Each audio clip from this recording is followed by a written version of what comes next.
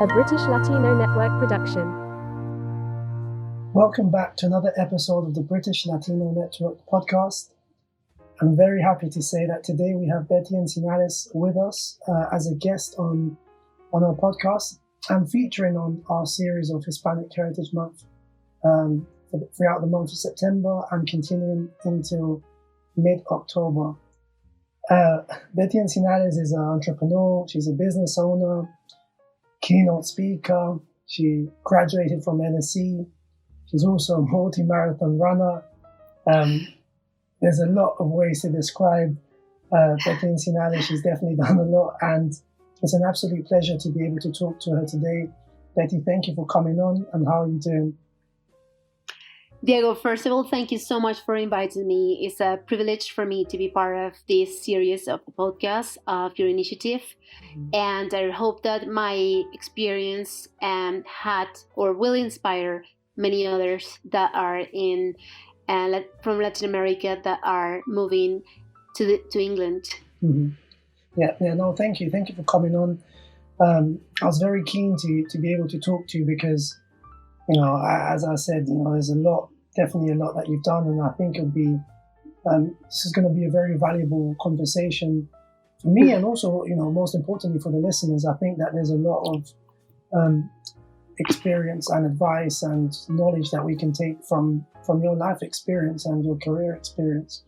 Thank you. So yeah, it's an absolute pleasure, and yeah, we're going to go straight into it. So I've obviously done some research into you, talked a bit. But for those who are listening to this podcast and it's their first time hearing about you, if you could maybe just give us a brief introduction into your background for our listeners. Yeah, of course. Well, my name is Betty, very American name, but I'm actually from Bogota, Colombia. Mm-hmm. I lived in Colombia until I was 18 years old.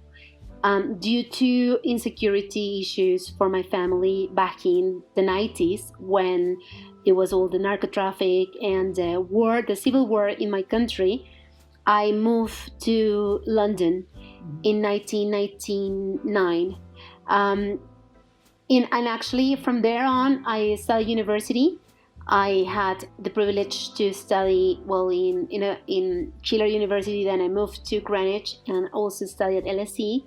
And after that, I had the opportunity to work for a few big name companies, international companies such as Capital Economics. I also worked for Thomson Reuters and the Financial Times in new business, leading some teams.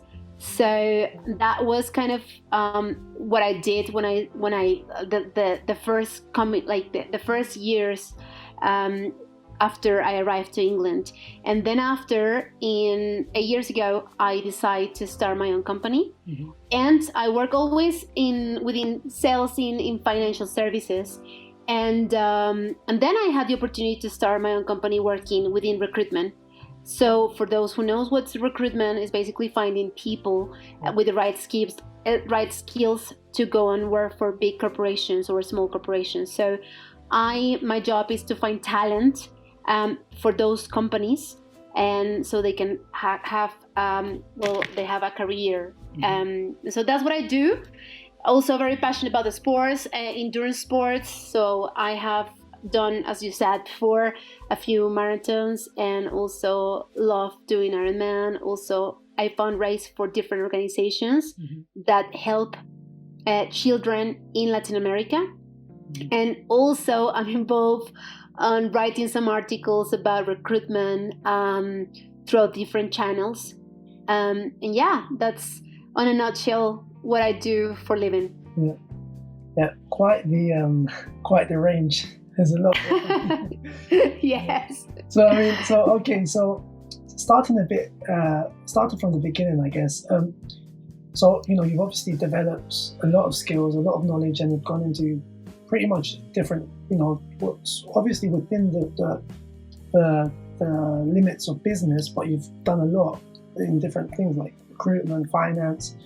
But when you started out, so when you were 18 and you were in Colombia growing up, what was your initial, career objectives? Did you always know you wanted to work in finance and eventually move, or How did this sort of all come about?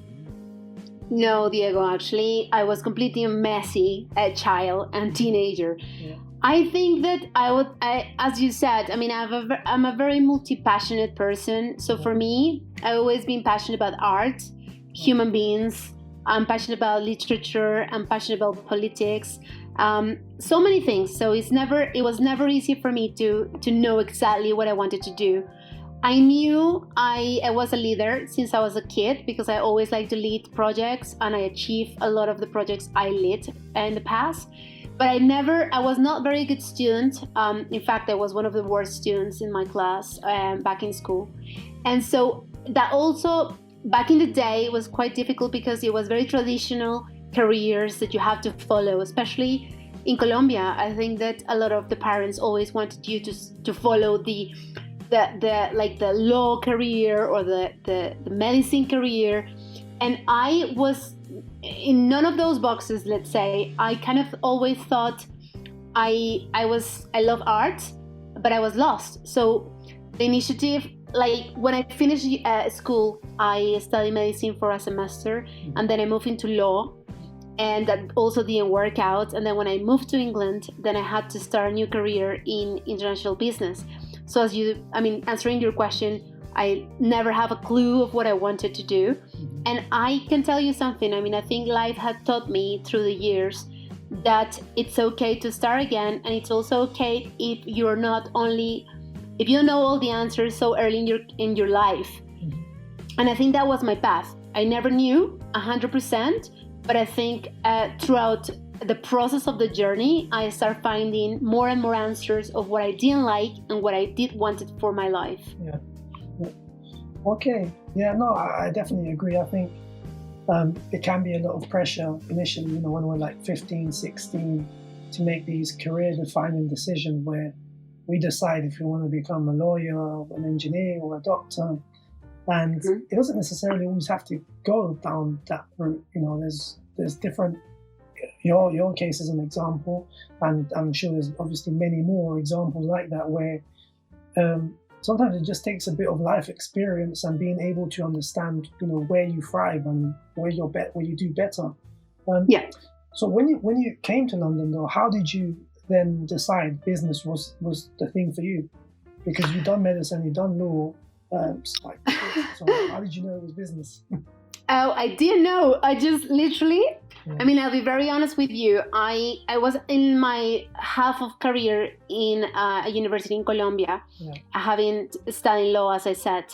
And when I moved to London, I didn't know what I wanted to do. So I actually asked administration, and I asked them, what can I kind of change, kind of exchange of classes? Mm-hmm. And they said to me, look, it looks like you took a lot of business classes when you were studying law. So probably if you don't want to start from zero, maybe you're going to start from second year if we transfer some of the credits that you have from university. And that will be for you studying business. Mm-hmm. And I thought, okay, then that's it.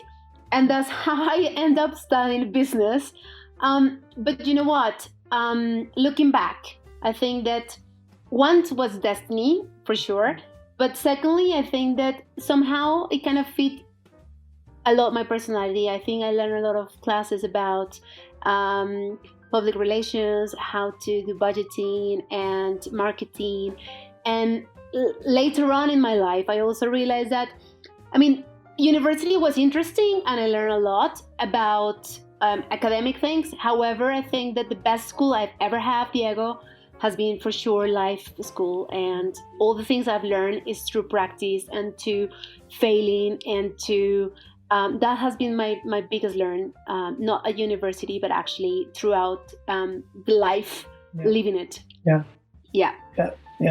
think life definitely teaches you these lessons at a faster rate, and they've got a bit more serious consequences than university. So no, definitely I agree. So when you moved to London, you took on the opportunity of doing business at university. Did you already know English, or did this sort of present new challenges? Because you were coming from Colombia and now you're here in the UK studying in English. How was that transition for you? It was painful because I didn't speak English. Unfortunately, I had the opportunity to learn English back when I was at school, and I was never interested because I never thought I would ever move out of Colombia. Mm-hmm. And back in the day, speaking English wasn't as important as it is today. Yeah. So I didn't learn English. When I came to UK, I had to start from zero, pretty much, knowing my name is Betty and I'm from Colombia. Mm-hmm. And that was it. So first was very painful, challenging, frustrating, especially frustrating because you feel like a kid, you feel like a 4-year-old, yeah. And your life back in your hometown and the life that you created and the university friends and everything, you have to really leave that behind and start from being a foreigner, not understanding anything, people laughing at you, not being able to communicate, which is super frustrating for those who are listening. I'm sure that you might understand how you feel. That was very frustrating, especially getting a job, trying to get the train correct, trying to get directions correct. Yeah. So that was very challenging. And I think for me, the most important thing was when I was able to understand the language. Mm-hmm. That really, really changed completely my game, let's say. Yeah. Okay, and so after you did university, you eventually went out and you started to look for jobs. How was that? Was that job search? Was it challenging? Oh, I mean, it was so bad. It was terrible, and I think that's why the idea of become a recruiter started. Mm-hmm. It was tough for many reasons. First reason was because of the legal reasons. Like I wasn't British. Right. So first of all, and I don't know how things are working right now, but back in the day, the Home Office obviously have they only kind of gave jobs first to UK citizens, secondly to Europeans, and then everybody else. But in that bunch of people, obviously you never came into the list of priorities for any company. So first of all, my biggest challenge was not being English, being British. That was the biggest challenge. Secondly, I think the other challenge I have was that because my name is Betty Encinales and my last name definitely is a Spanish Latino last name. Yeah. People knew that I wasn't British, so straight away I never got interviews.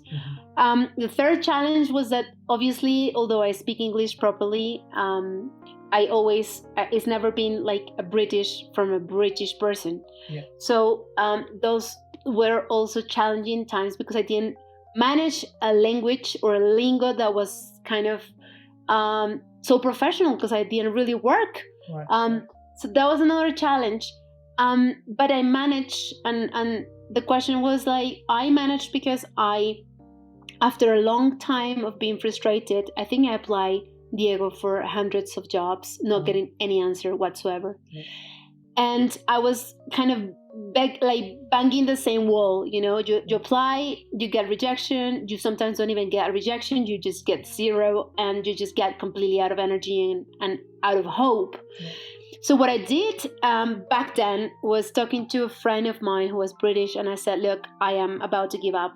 I really want to be here, but I can't find a job. And he actually was a recruiter. Mm-hmm. He spent some time and kind of really guided me on how my CV was really not looking good. It was complete copy that I kind of find on the internet, and that was the truth. I didn't know how to do a CV properly. I didn't know how to interview properly. I didn't know what I was good and what I was bad because it was my first kind of approach to trying to find a job. Yeah. And that was kind of the work we did together with this headhunter. And after that, I kind of tailored my CV. And I started putting the strengths and what makes me different, not what makes me the same to everybody else. Right. And I highlight a lot of things about my language skills that I speak. Obviously, I speak Spanish. I speak some French as well. Yeah. And the fact that I knew that I used to work as well with the Latin American community. And that was kind of what I highlight the most. And that actually was my entry to the first position I have back in London. It was managing the Latin American market for a company, and that's why I kind of stand out for the crowd when I applied for that job. Right. Okay, so it was definitely challenging initially, but through determination and consistency, and obviously the support of this person as well, you eventually managed to get your first job. So from then on, your career began progressing quite a lot, and you went into finance. You started, if I'm not mistaken, you worked for the Financial Times. Yeah.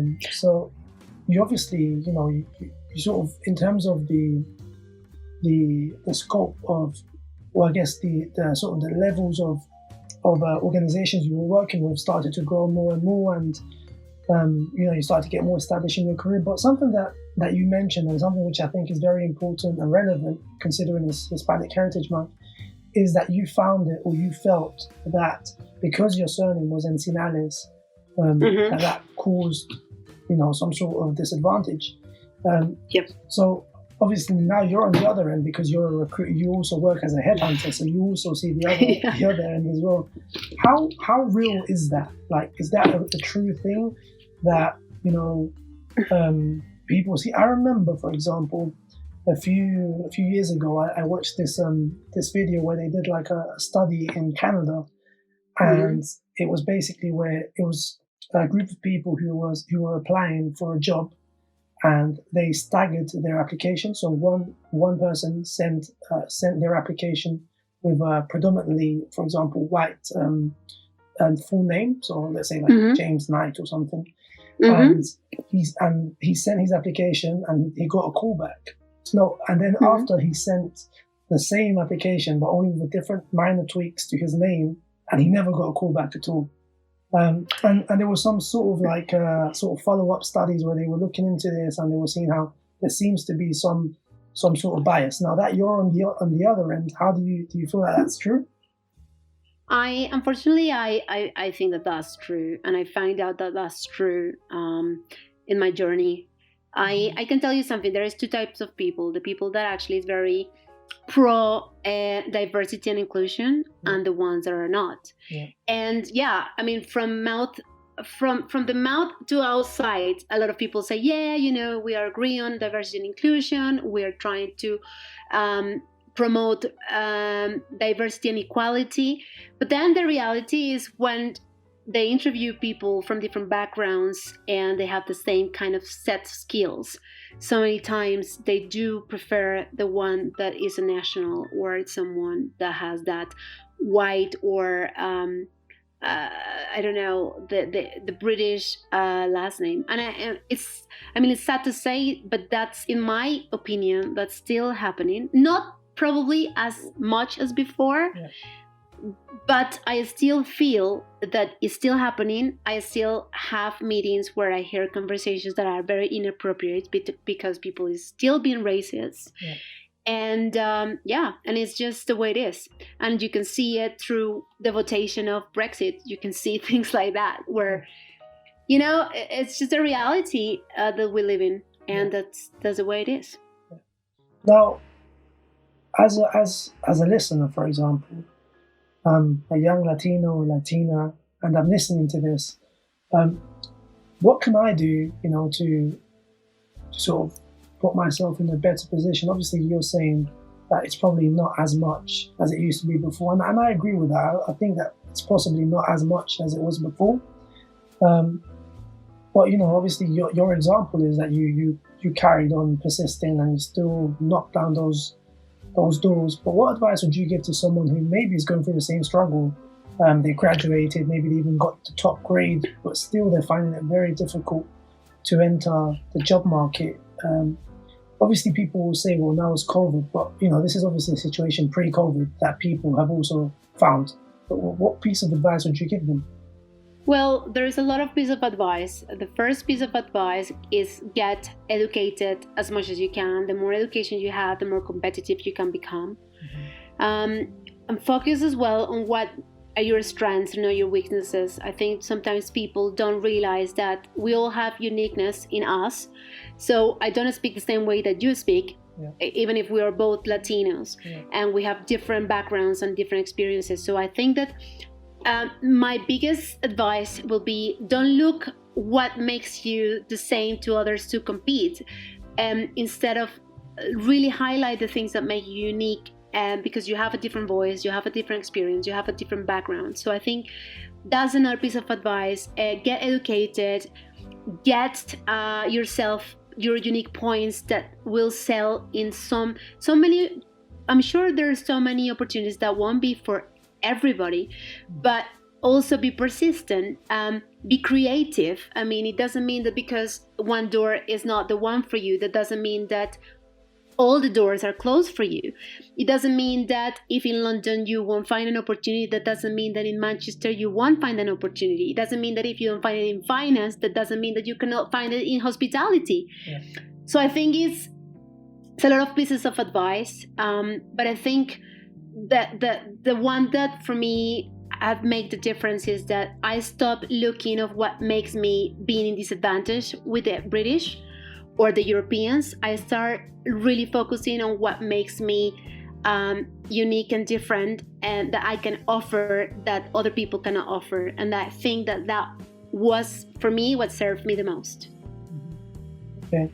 Yeah, no, thank you for that. Yeah, I agree. And I think that it very much is about trying to highlight what's different about us and what's unique.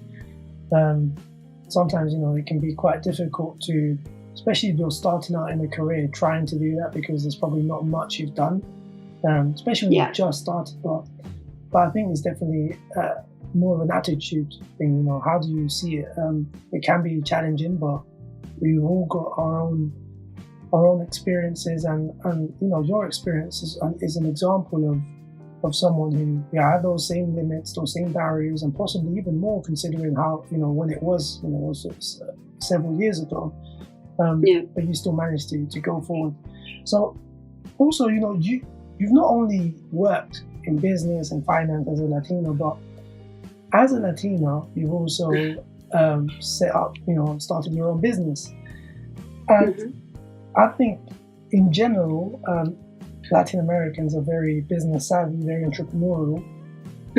My own perspective is that from what I've seen around me, Latin American women are very entrepreneurial, much more, especially in my experience, much more than Latin American men. Obviously, this isn't a hard fact; it's just a view, right? But I feel like your example is a good case of your experience is a good example of someone who not only worked but found that they wanted to start their own business. So for someone who's a Latino who's trying to start their own business, or maybe they just don't have that experience or don't understand how to, what was it for you that did it, that you said, okay, I want to start my own business, I'm going to start building this, your company. So how did you go around doing that? Well, it was an accident. I lost my job, and that forced me to be ready before I was ready.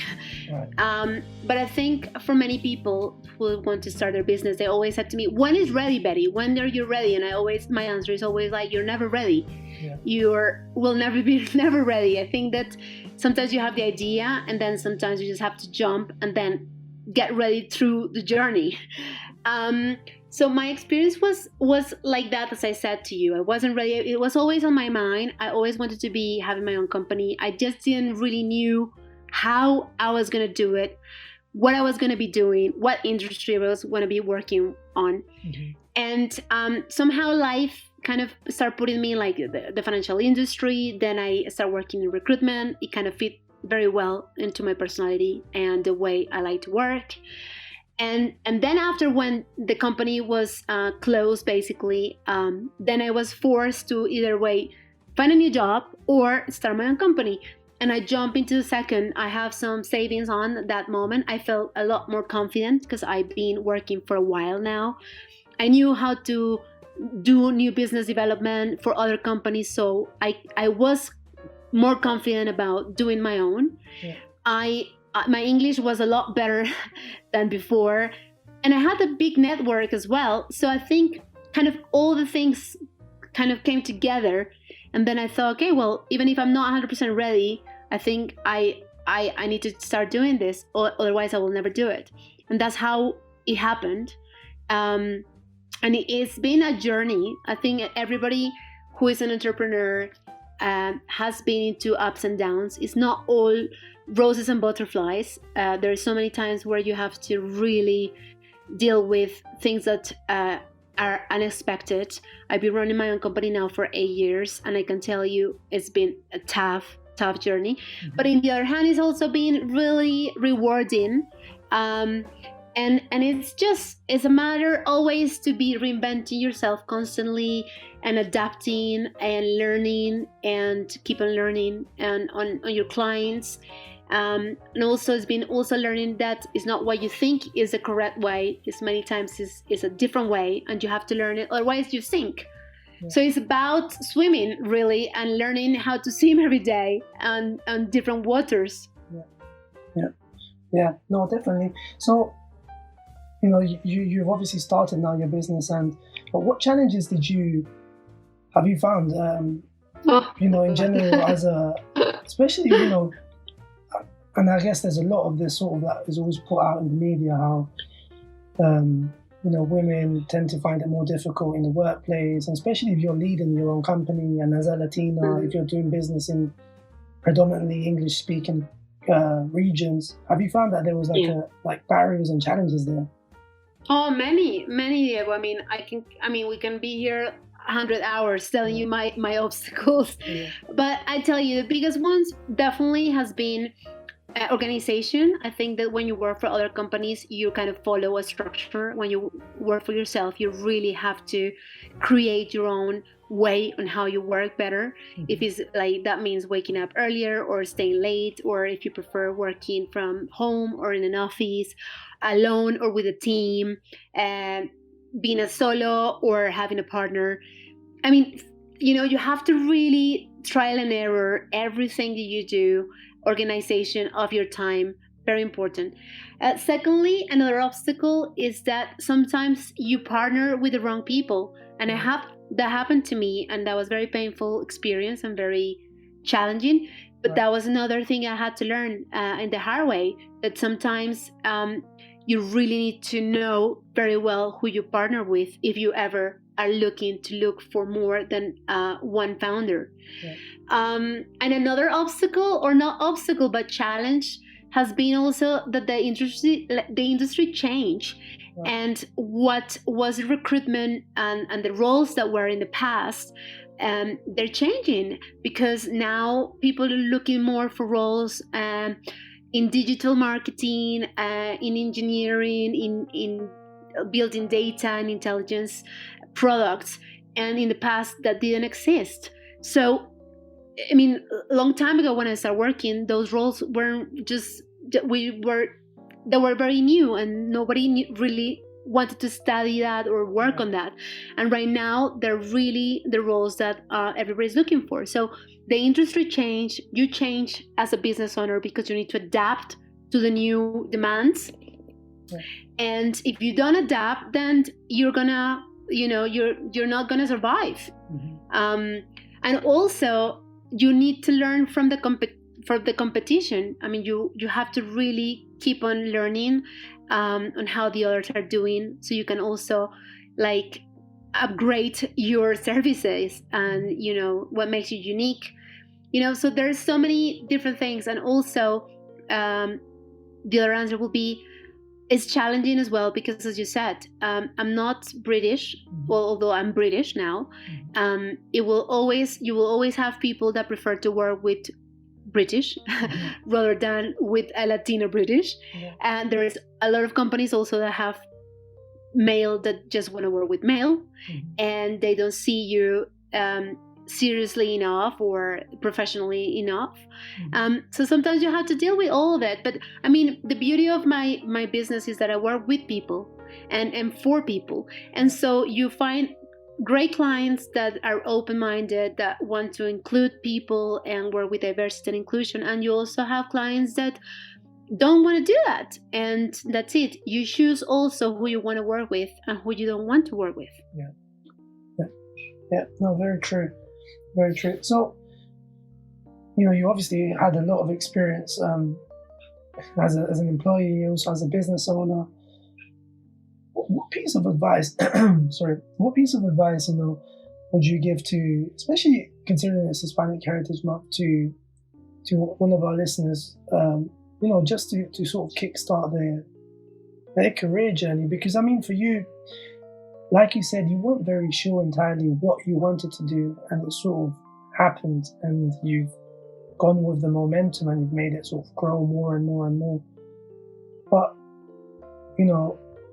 was there like a switch or a moment where your perspective on what you wanted to do and how you wanted to see your life change and go, change for the better? Was there like a moment for you in that way? And if so, how would you sort of use that maybe to encourage the young people who listen to us, or just our general listeners? Well, there have been a few moments where I have. There been a few moments. I don't know exactly the day that happened, but sometimes you think that your life or your business go one way, and then is a redirection. And for example, I can give you right now one example. When this COVID situation happened and the pandemic happened starting in March back in UK, my business was really affected directly because a lot of my clients didn't want to recruit. And so that had really pushed me to, first of all, be again questioning myself, is this what I really want to do for forever? And also, is there a demand for this? But then also had put me into a position where I had to reinvent again, to learn a lot more about different roles, because if I cannot do the roles that I used to do, then I have to learn how to do other roles, So these have been moments where, where you think that things are working, and then somehow you just have to have option B or learn something else to kind of keep going. And that has been one of them. The latest one definitely has been in March when started COVID, and my business was directly affected throughout recruitment. But again, finding new opportunities. Now I'm looking back and I think, okay, now this has pushed me to learn a lot more about digital roles. And so the plan now is definitely work on those now, and to also venture a new idea that I have with a friend of developing well-being workshops for companies, because of the same situation that people at the moment are losing a lot of their mental well-being, and companies need a lot more support. So that has also been some ideas that I have been trying to work on in the past that now are becoming more reality, because I have the time to work on them, and also because I see a lot more demand in the market. And the biggest, answering to your other question regarding the advice, I have many advices, but I think the number one advice is try to find opportunities. I think that people always, most of the people I listen to, they sometimes said to me, look, Betty, it's very hard for me. This is very difficult. And for all of us, it's very difficult. But if you focus on the difficult part and not what this is teaching you, why it's so painful, and what you can learn from this, and how can you do differently, and how can you go and find opportunities, you will never find them. You're going to be a victim forever. And it's hard for everybody, Diego. It's not easy for me, as it's not easy for you, and it's not easy for everybody who's listening to us. We all have our own challenges. We all have our own little stones and our little victories. But I think the important and the biggest advice would be, if one door closes for you, doesn't mean that it's the only one. Go and try to find another one, and be open 100% to different markets, different cities, different opportunities. Don't stop yourself that if one doesn't work, then that's it, this is the end. If you really want something, go for it and try to find a way to make it happen. Yeah, I think there's definitely something around the mentality. I think it's very true that, at some point, we're all going to be on the receiving end of something, that we don't wish for, and you could sort of class yourself as a victim, I guess, in that situation. But like you said, it very much is about a change in mentality and realizing that, yes, times are difficult. Yes, there's a lot of challenges. Yes, there's a lot of barriers. But ultimately, if you sort of stick with those reasons or causes, it doesn't really ultimately change anything. It doesn't change anything for the better. And if you do want to change things for the better, ultimately it comes down to you.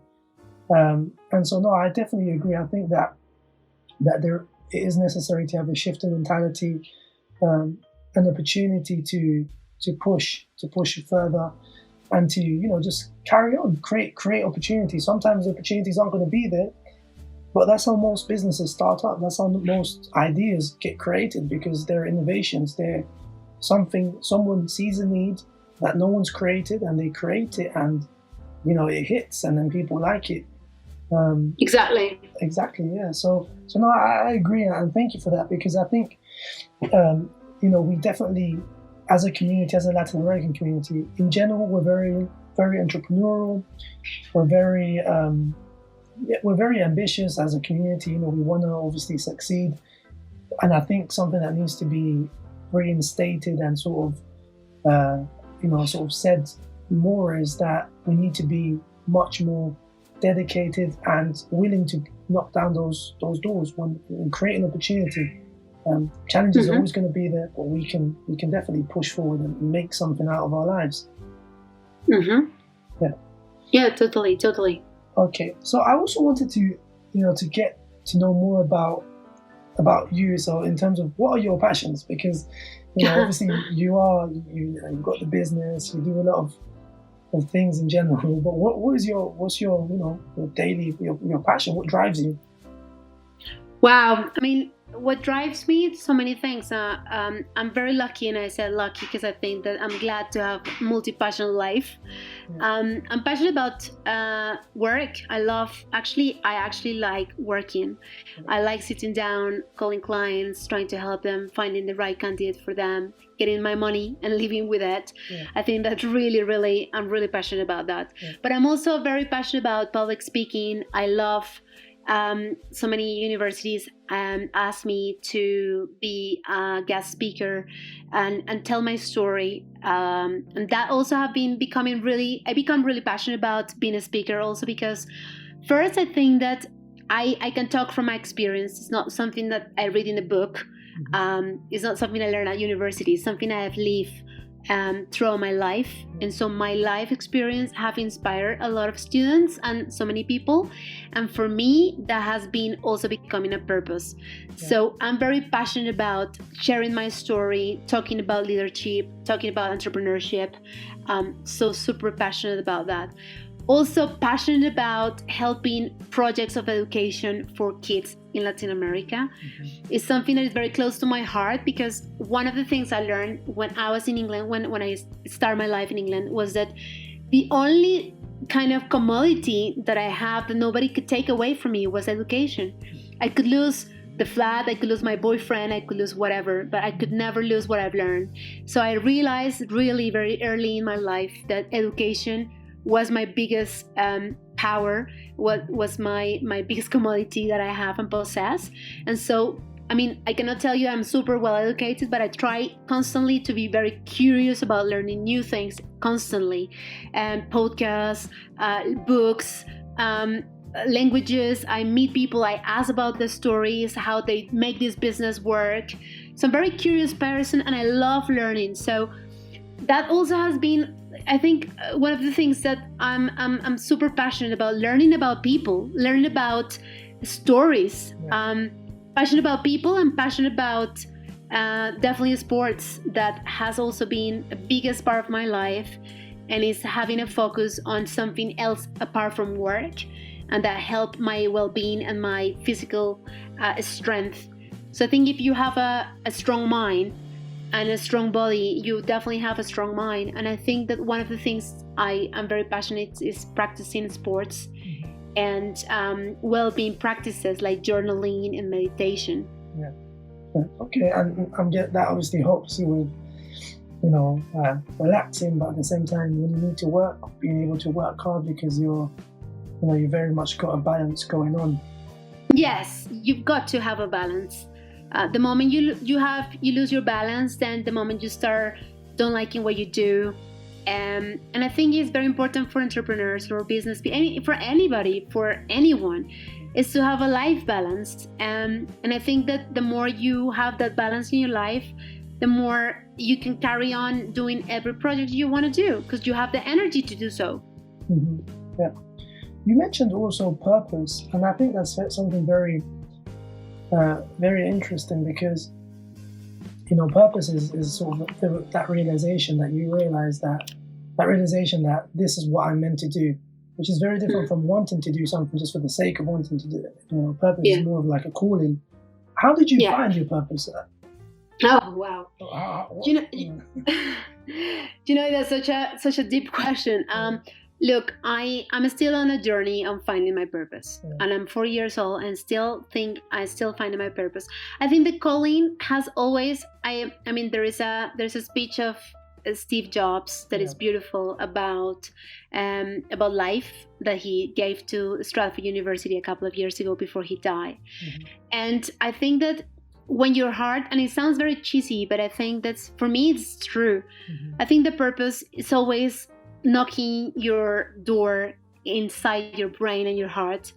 I think we all have a different purpose, but the moment we connect more with that silence, with that call, listening to you, to your passions, to what makes you happy, to what makes your heart beat, that's different answer for you that it is for me, that it is for everybody who's listening to this podcast. I'm super connected. I always been very connected to education. And so that's, for me, it's always been like a call that I really would like to, in the future, keep on working on projects for education for kids that don't have privilege to be able to have access to education. But again, you never have the full answer. It's not that you wake up one day and it's like, oh my God, this is my purpose. I think it's a constant questioning yourself. Why do I feel passionate about? What makes me, what turns me on in life? What makes me feel happy to do without being paid? If I don't get paid for this, what I'll be doing? And that's, I think, a lot of the answers that will come with those kind of questions is what your purpose is in this world. Yeah, I agree. I think sometimes we do need that moment of introspection and just being able to really think, and like you said, listen to what we really like and listen to those thoughts, because sometimes we can, sort of block out some of these things that, we sort of know that are a passion of ours, but we sort of, for some reason, don't give it time, we don't nurture it. We sort of just go on and do other things, and then years go by, and then we realize that, we're now later in life and we've not really done what used to be, what was our passion. So no, I agree. Yeah, it very much does require some introspection, and it's definitely not just a one moment everything appears. I know it could be maybe for someone, but I guess in general, I think it's more of a sort of gradual increasing of knowledge that this is what you want to do. Yeah, and I also think that it's not for everybody. I don't think everybody is asking for the questions of what the purpose is. I've met many people in my life that don't want to ask themselves what's their purpose, and that's totally fine. At the beginning, I was quite shocked because I was like, oh my God, but I am asking this question every day. What's my purpose? What's my purpose? And I met many people that actually live a life without wanting to find out what their purpose is. They just like a job and they do their job, and that's it. They don't have those questions. But for those like me or you that are having those questions, I think that we want to have more meaningful life, and we want to serve this world in a different way. And I think it's very important that you keep on asking those questions all your life, because your purpose can always change. You can have the purpose to do this today, but maybe you change and your purpose change. So it's important always to keep on asking, the questions about what makes you happy, what are your skills to serve this world, and then you will find your answers throughout the journey. Definitely. So you also spent some time, you obviously spent time in London, in the UK for a substantial amount of time, but you obviously also spent time with the Latin American community in the UK. So you were part of it, but you also got to experience it as well with others. What do you think is one of the challenges that as a community, especially, I guess, more specifically to the UK, that we face as a community? Wow, what a great question. I think, first of all, the biggest challenge is that people don't want to learn English. And I know it sounds quite shocking, but it is the way it is. I met many people from the community and they don't speak English, and they've been in England for several years. So I think that's biggest barrier and challenge that people face, that they still live in a country where everybody speaks English and where the big opportunities come speaking English, and they still don't want to learn English. And also not getting advantage of all the possibilities that this British community also give to the community. There's opportunities to learn the language, there's opportunities to work, there's opportunities to travel. And a lot of people in Latin America sometimes are just stuck in like limiting beliefs. And I think also the biggest challenge is that sometimes we as a community think that that's it, let's do a business that is just for the community.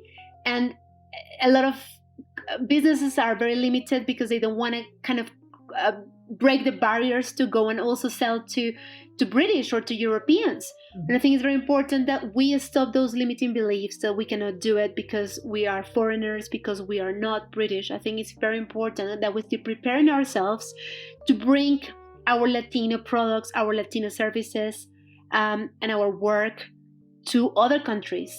And I think that's where I think that is more like the barriers that we need to kind of cross to grow. Yeah, no, I've seen I've seen also the challenge, I guess. I think sometimes it can be a mixture of a challenge, but also in some cases a reluctance from people to want to learn English as well. And it could be for many reasons, but I guess the most importantly, the thing is that it does create issues. In that if you can't speak English, unfortunately in the UK, it's going to be very hard for you to increase or sort of progress on the socioeconomic ladder, because you're just going to be doing a specific job consistently. Completely. Yeah. Completely. From your sort of perspective, do you think what do you sort of feel like was the patterns among the people that you saw who didn't want to learn English, or sort of felt like they were sort of like hopeless in progressing? Well, the thing is this, Diego, if you don't learn the language, you will always be, you wouldn't have access to all the things that Great Britain have for you. You know what I mean? You will never. And I think one is the language, but also, again, the limiting beliefs and the education. There is a lot of challenging. It's not easy for us, for sure, but it's becoming easier the moment you start learning the language. And because the moment you learn the language, you can communicate, you can find an opportunity that it can be better, and you can create those opportunities by learning the language and writing the language. Yeah. You cannot really, as you said, progress enough or much if you are not learning it, because you probably will just be working on these labor kind of force jobs that like cleaning, which doesn't mean that it's bad or good. I just think that so many people that come, they just stay there forever because they don't want to learn the language and to progress, to maybe think, okay, well, now after cleaning an office, let's say 3 years, maybe I can go and work and create my own cleaning company, Yeah. So all those things, I think that they're really, really, I mean, the learning of the language definitely is a big advantage, because it opens you to a new world. It opens you to a world where you are. If you are in England, the only way to really get opportunities is to speak in the language. There is no other way. They're not going to learn the Spanish to to give you the opportunity. You've got to learn it. Yeah. Well, it's very true. So something that we've been doing on these episodes, because it's Hispanic Heritage Month, is that I've been asking our guests to name or to sort of who inspires them, right? But the catch here is it can't be one of your parents, but so it has to be someone else. But hopefully, given that the theme is Hispanic Heritage Month, that they need to be of Latin American origin. Who is it? And it has to be Latin American? Yeah, of Latin American origin. Wow.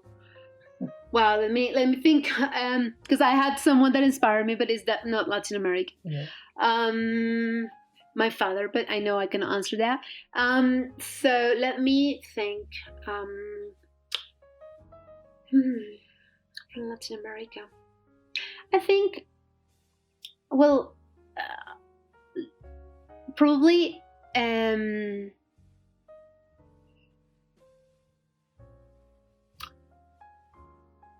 Wow. There is several people that I admire for sure. Yeah. But I think probably Garcia Marquez is someone that inspires me, right? Because we weren't on the map in literature. I think, we didn't have really writers in this country, and he dared to create stories of this surrealism stories, realism stories, mm-hmm. and he created those stories that became really famous and translated in every single language. Mm-hmm. And we are in the map in many countries. People know Garcia Marquez because of his stories. Mm-hmm. So for me, what is inspiring is that someone that had no support or anything, it just became so important for the Latin American literature and international literature, just because he believed in himself, he believed in his stories, and he just make it, So I really admire that. Yeah. Okay, thank you for that, Betty. Okay, so we're entering the final portion of today's episode. Something that I wanted to ask you is, you've obviously, you've got experience in your field, you work as a headhunter, what would you like to see for the Latin American community in the UK? For example, if you could see something, like, let's say you had like a wish, right? And you had like a wish and something that you could say, okay, well, this is what I'd like to see for the community in the UK. What would it be and why? Wow, I think that what I wish is that we have same opportunities. If all these legal papers weren't in the map, and if this was my wish, I wish for all the Latinos to have the same opportunities that the British and the Europeans. And why? Because I think that there is so many Latinos that are very well educated. I also feel that there is hard work people, most of them, and people that can definitely add up into a lot of the workforce in England. And so I feel that sometimes just because you don't have the passport, you are completely out of the scope for opportunities. And I think that will be my wish, that despite the nationality, where you come from, your color, and everything, that you have the same kind of chances in life. I think that's why it will be my wish. Yeah. Well, that would be, I think it would definitely be something very good for the community. I think, thankfully, things are looking brighter for the community. We've got a lot of young people coming through in the community, going to university, going into jobs, very determined from the people I've spoken to. And I think the future of the Latin American community in the UK, from what I've seen, is in safe hands. So I think it's just a case of motivating them, encouraging them, pushing them, giving them support when they need it. Because ultimately, we needed support as well when we started out, and I think it can be very difficult to find your first job, like you said. Just to find your first job, just to even understand, to get some experience, it can be very hard. So so I think we obviously have a role as well to play in how everything goes for the community in the future in the UK. Finally, Betty, just before I let you go, I have one last thing that I want to ask you. Of course. What would you say to the Betty who left Colombia at 18 after so many years? What would you say to her that you've learnt? That maybe she had a doubt when she left or something. What lesson would you say that you've learned over these last years that is most? Well, I learned many, Diego. It's a very difficult question because I've learned so many things now in my 40s. But I will say to the Betty of 18 years old to be more humble, to be more open, and to be less dramatic because life, and to be prepared more to the obstacles. I think when I was here in Colombia, I really wasn't prepared for so many obstacles. I think that I had a very safe kind of bubble life. My parents gave me everything. I never really had to work for much.